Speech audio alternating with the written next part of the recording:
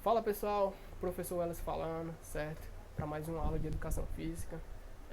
Na aula de hoje iremos abordar, o terceiro assunto, dando continuidade dos esportes, sobre as divisões dos esportes, certo? Segundo a BNCC, que é a nossa Base Nacional Comum Curricular, que é um documento que regulamenta todas as aprendizagens essenciais a serem trabalhadas, tanto nas escolas públicas quanto nas escolas privadas. Os esportes possuem 7 divisões, certo? E na aula de hoje iremos falar sobre cada uma delas separadas, certo? Bom pessoal, essa divisão foi realizada para reunir os esportes que possuem exigências semelhantes, no desenvolvimento de suas práticas, certo? A primeira delas, a primeira divisão, é os esportes técnico-combinatórios, certo? E eles são caracterizados pela beleza estética, certo? E o grau de dificuldade dos movimentos dos atletas, certo? De acordo com os padrões, estabelecidos pelas organizações de cada modalidade esportiva, certo? A exemplo, de esportes técnico-combinatório, tem o surf, tem o skate, tem a ginástica artística, polo aquático, entre outras, certo? Uma das características, dos esportes técnico combinatório é a execução perfeita de alguns movimentos, certo?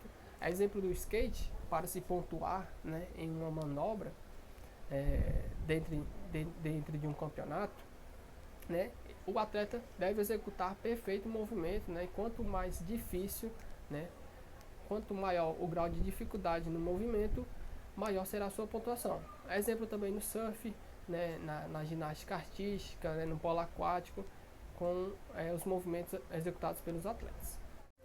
Pessoal, acabei confundindo, onde eu falei polo aquático, nado sincronizado, certo? Pessoal, e na segunda divisão, estão os esportes de rede ou parede, certo? Que demandam a utilização de um destes para a prática da sua modalidade, certo? No caso dos esportes de rede, dentre os mais conhecidos, estão o voleibol, vôlei de praia, badminton, certo?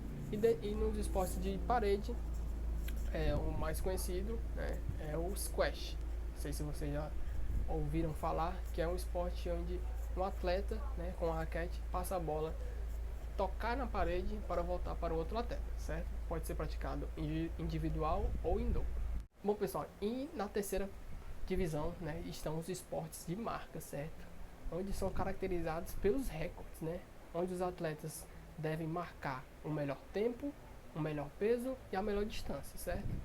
Exemplo dos esportes são todos os esportes do atletismo, natação, também remo e também a patinação em velocidade. A exemplo de provas, que exigem marcas de tempo, podemos dar o exemplo dos 100 metros rasos, onde vários atletas tentam ser o homem mais rápido do mundo em 100 metros. Exemplo de distância, marcas de distâncias, podemos caracterizar e dar exemplo dos lançamentos, lançamento de disco, lançamento de dardo, que estão dentro do atletismo. E de peso, os levantamentos de peso, certo? E na quarta divisão, estão os esportes de precisão, pessoal, onde os atletas devem atingir, um alvo com algum objeto, o alvo estando estático ou em movimento.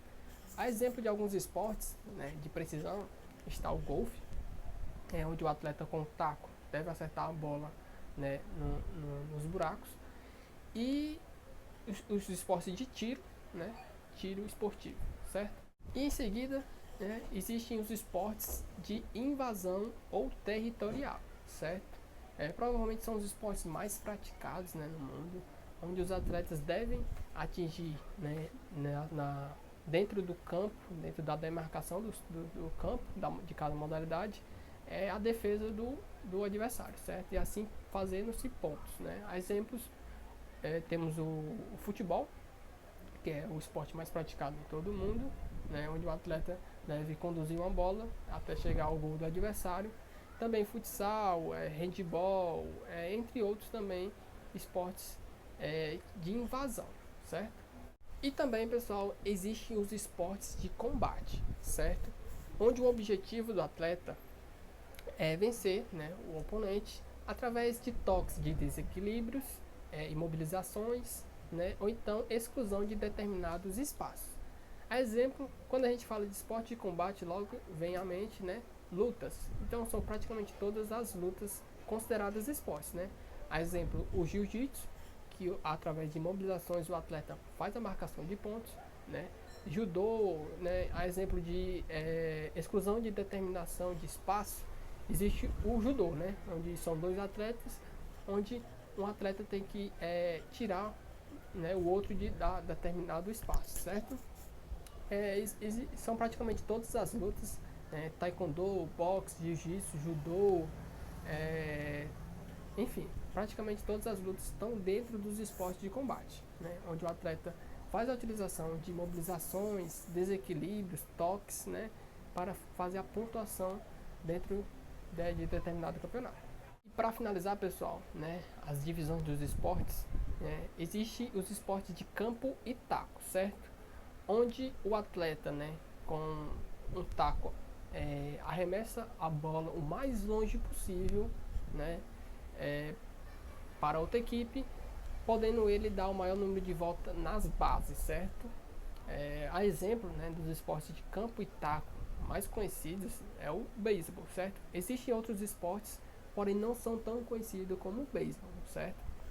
Onde o atleta faz o arremesso da bola com o taco, né, até que a outra equipe faça, pegue essa bola, né, e durante o percurso da bola o atleta faz, né, o percurso entre as bases, certo? Então, pessoal, essa foi a aula de hoje sobre as divisões dos esportes, certo? Qualquer dúvida pode entrar em contato comigo no meu WhatsApp ou então através do Google Classroom mesmo. Em seguida eu vou passar uma atividade, certa atividade bem tranquila, como vem sendo minhas atividades semanais, para constar a presença de vocês. É importante que vocês façam para eu comprovar que vocês estão frequentando as aulas, certo? É através da devolutiva das atividades que eu coloco a presença de vocês, certo? No mais, até mais, abraço.